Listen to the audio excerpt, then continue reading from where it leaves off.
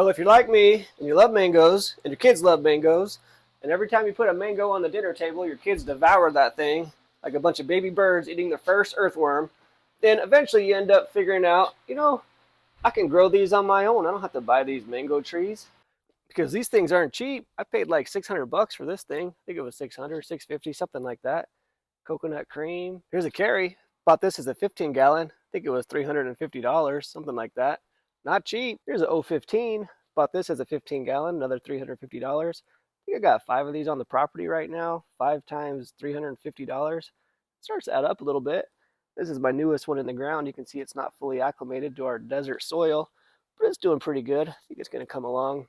I won't let this one fruit next year, that's for sure. Needs to fill out a little bit more. So I planted a bunch of seeds this year. These are a bunch of mangoes that we bought. We ate as a family, and then rather than just throwing the seed out, we planted it. And look at this, we've got a bunch of mango trees growing. But mangoes don't grow true to seed. Well, they do and they don't. It's complicated. Let's talk about it. These ones are monoembryonic. You got one shoot that comes up. Mono, not like the disease that you had when you were a teenager. Mono, like one shoot. These are polyembryonic. You've got more than one shoot coming out of the same seed. Look at this. We've got 1, 2, 3, 4, 5, 6, 7. That's a lot of shoots.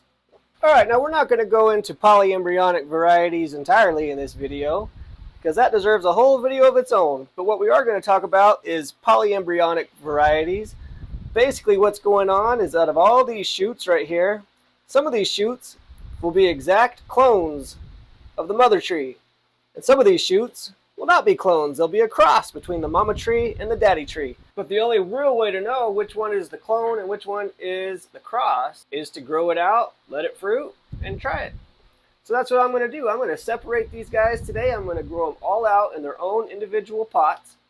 And I'm going to grow these bad boys out till they fruit. Probably going to take about 4 years, but that's okay with me because it's a lot better than spending 5 times $350. Now, in full disclosure, I've never actually done this before, so I don't know why you're actually watching this video because I don't know what I'm talking about, but you are, so we're going to do it. So these ones I did about a week ago, and they're still alive. I was kind of wanting to do just a small sample first to see if they had any leaf drop or dieback or anything, but they look perfectly fine, perfectly healthy.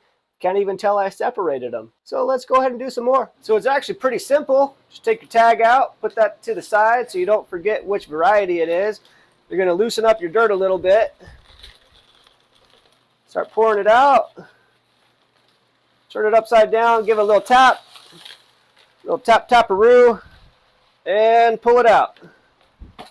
Shake out your excess dirt, put your pot to the side. Now, let's see, can you see what I'm seeing here? All right, I'm going to come over on this side so you can see what's going on.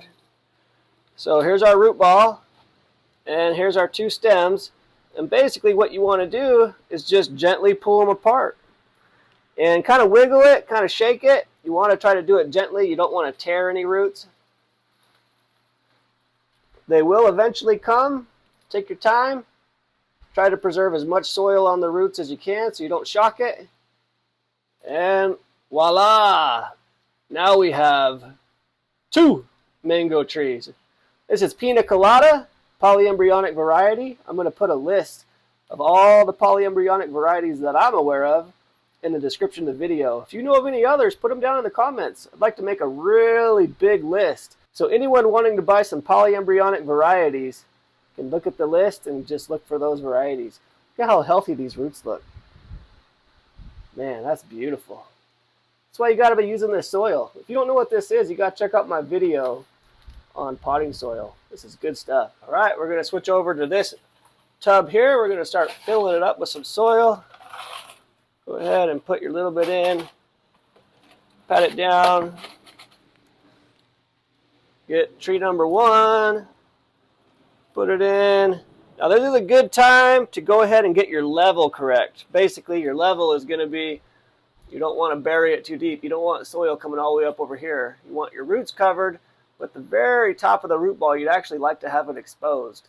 So I'll probably put soil, because of this weird 90-degree bend here, I'll probably put the soil level to about right here. Mangoes in particular are prone to root rot, so if you bury them too deep, they can die on you. So let's fill her up.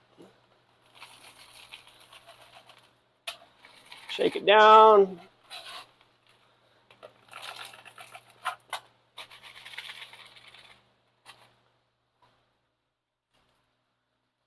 There it is.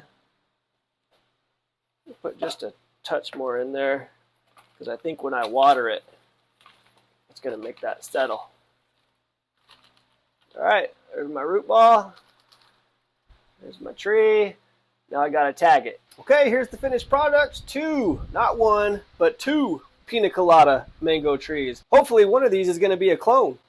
All right, so here's my tagging system. You can see this is the date that I actually planted the seed. Here's the variety, Pina Colada. And then this right here says 1 of 2 because I have 2 plants with this particular seedling. And I've got B. B just means that this was its own seed. I have another Pina Colada over here that was 3 seedlings. It was A, so 1 of 3, 2 of 3, and 3 of 3A. And then this is 1 of 2 and 2 of 2 plant B. So I'm just keeping track of it because I'm kind of curious at the end of the day how many of these, like what percentage is actually going to be true to fruit or true to seed, I mean. So that's my little tagging system. Hopefully that makes sense to you. It makes sense to me, and that's all that really matters. So let's go ahead and put these over with the other ones that I've been working on and do a few more. Now I should tell you, you'll notice that these were planted originally in July. Well, it's now December. It's the first week in December. Now I've been told by other people who are a lot smarter than me that you shouldn't separate these right away. You should wait at least 6 months, up to 6 to 9 months, because you want to let that seed husk actually dry out. If you do it too early, you can actually damage the plants, I've heard. But like I said, it's my first time doing this. I have no first-hand experience on that whatsoever. So do whatever you want. All right, now I wanted to show this one on camera. This is a cac. C-A-C. Cac. I think this is from like Thailand maybe, or somewhere in Southeast Asia. Another polyembryonic variety. Very delicious mango. But look at all these shoots. Now I wanted to show this on camera because I already did one of these in my last group that I did about a week ago. And this one was a pain in the rear. So I just wanted to kind of talk about a few things. So let's go ahead and loosen it up. All right, there she is. Now, this looks exactly like the other one that I dealt with. So I like to plant my mangoes, seedlings with the husk on. Now, mostly I do that because I'm lazy and because I'm busy at the same time. I know that doesn't really make a lot of sense, but that's the truth. So because they were in this husk, it looks like it did the same thing as the last one. It used the husk as almost like a bowl. And there's a bunch of roots inside the husk, and they all got intertwined. The husk didn't break open and the roots, left the nest of the husk like on the other varieties. They stayed inside the husk. So this last cac that I did was a pain in the rear to separate. So I just wanted to show it because with this particular variety, and maybe some others, let me know if you've done some where it's similar, but this is probably a variety, if you're going to plant this seed, you might want to take the husk off. So anyways, let's try to separate these. I'm going to try to open this husk up without doing too much damage to the roots.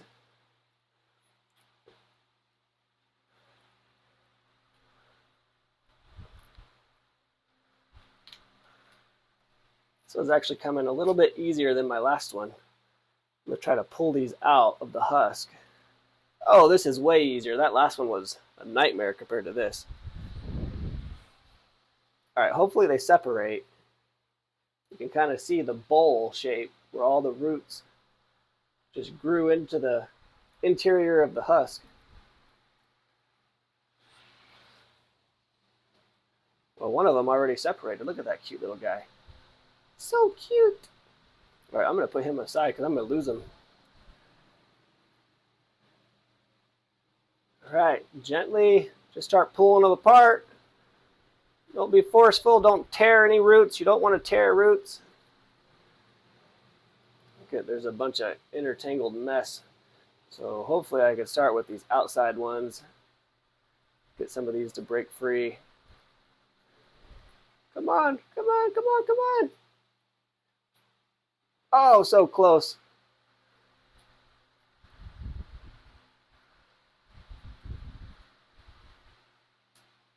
Heard a crack. That's not good. You don't want to crack anything.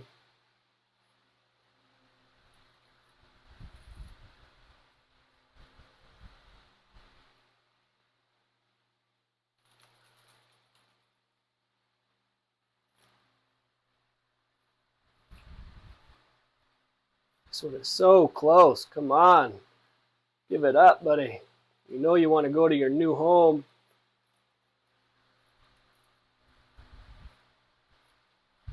Here we go. Now we're making some progress. There we go. Oh, yeah. You're looking good now. Oh, I think we just cracked a root. That's not good. I think it'll be okay. Still have a lot of root there. I think we'll be fine. All right, put that to the side. Yeah, these cacks are kind of a pain in the butt. I think it'll be a lot easier next year if I eat cack. Take that husk off. There we go. There's another one.